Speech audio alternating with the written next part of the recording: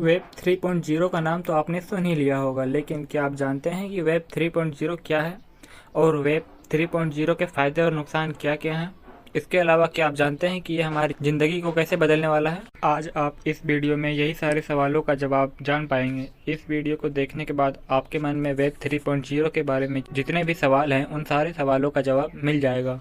आइए सबसे पहले कुछ बेसिक जानकारी के बारे में बात करते हैं। वीडियो को शुरू करने से पहले मेरा नाम है नदीम और आप देख रहे हैं टेस्ट टाइम। दोस्तों, इससे पहले कि हम आपको वेब 3.0 के बारे में बताना शुरू करें, आपको वेब 1.0 और 2.0 के बारे में जानकारी होनी चाहिए ताकि आप वेब 3.0 को आसानी से समझ पाएँ। आइए सबसे पहले इन दोनों को जानते हैं।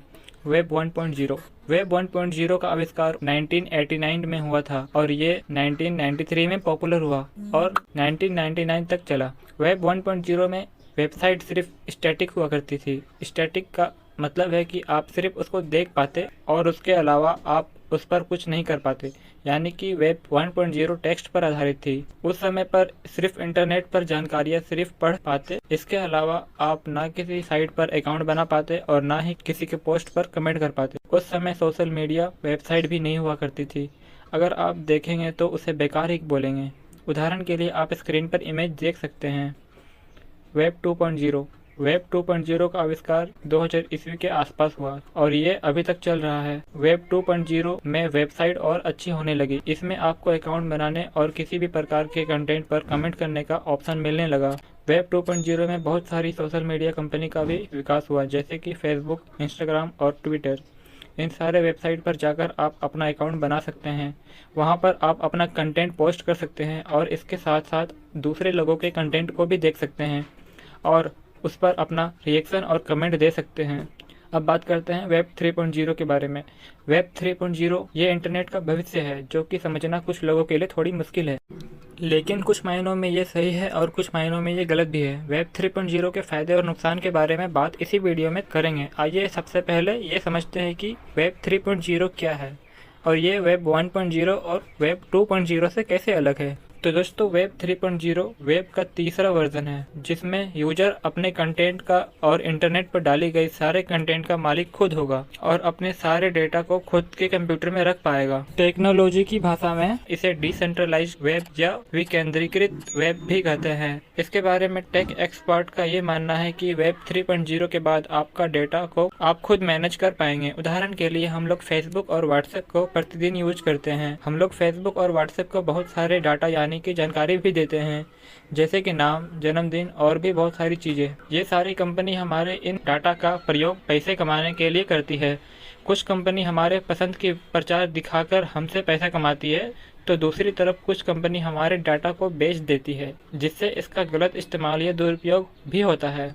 क्या आपने कभी सोचा है कि इन कंपनियों को हमारे डाटा बेचने का अधिकार किसने दिया और इन गिने चुने कंपनियों को हमारे डाटा के मालिक बनने का अधिकार किसने दिया?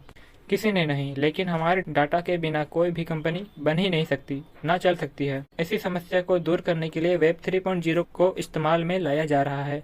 अभी मैंने आपको बताया कि वेब 3.0 क्या है, लेकिन बिना इसके फीचर्स के जाने आपको इसके बारे में समझ आना बहुत मुश्किल है। इसीलिए आइए इसके फीचर के बारे में भी समझते हैं। डिसेंट्रलाइजेशन।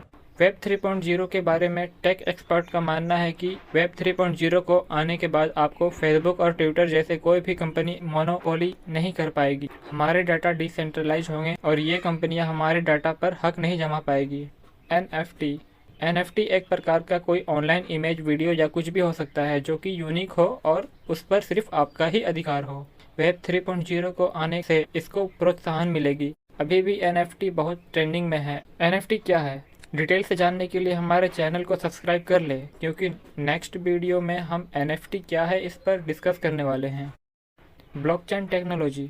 वेब 3.0 ब्लॉकचेन टेक्नोलॉजी पर काम करेगा और इसका फ़ायदा यह है कि डाटा एक ही जगह पर स्टोर करने की कोई ज़रूरत नहीं पड़ेगी।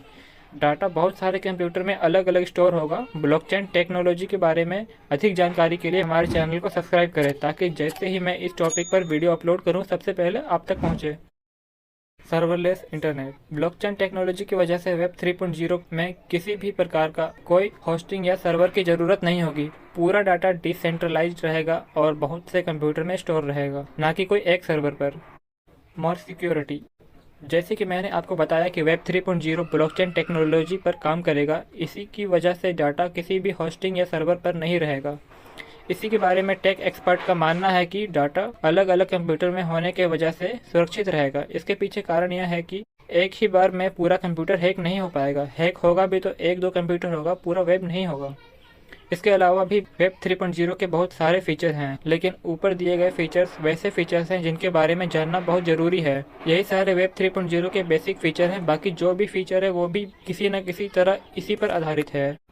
उम्मीद करता हूँ कि आपको ये वीडियो पसंद आई होगी। अगर आई हो तो वीडियो को करें एक लाइक, चैनल में नए हैं तो चैनल को करें सब्सक्राइब, ताकि इसी तरीके की नई और इन्फॉर्मेटिव वीडियो और ऑनलाइन अर्निंग के रियल तरीके आपको सबसे पहले मिले।